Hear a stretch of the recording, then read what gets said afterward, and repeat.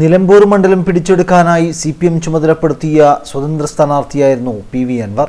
അൻവറിന്റെ വിജയം CPMനും കൂടി നേട്ടമായിരുന്നു. കൂടെ നിന്ന് അൻവർ CPMന്റെ അടുത്ത സുഹൃത്തായി, പിണറായി വിജയന്റെ വിശ്വസ്തനായി. പിന്നീട് പിണറായി വിജയനുമായി തെറ്റിപ്പിരിഞ്ഞ അൻവർ പിണറായിയുടെ മുഖ്യ ശത്രുക്കളിൽ ഒരാളായി മാറി. ഇതാണ് കേരളം കണ്ട PV അൻവർ. നിലവിൽ തൃണമൂൽ കോൺഗ്രസുമായി സഹകരിച്ച് കേരളത്തിൻ്റെ കൺവീനറായി പ്രവർത്തിക്കുന്നതിന് വേണ്ടി രാജിവെച്ചു MLA സ്ഥാനം.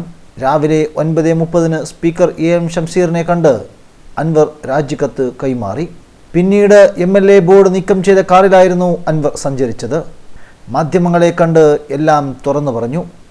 UDFിലേക്ക് അടുക്കാനുള്ള അൻവറിൻ്റെ തീരുമാനത്തെ UDF നേതൃത്വം ഇതുവരെ തള്ളിപ്പറഞ്ഞിട്ടില്ല. മുസ്ലിം ലീഗുമായി അൻവർ നേരത്തെ ചർച്ച നടത്തിയിട്ടുണ്ട്.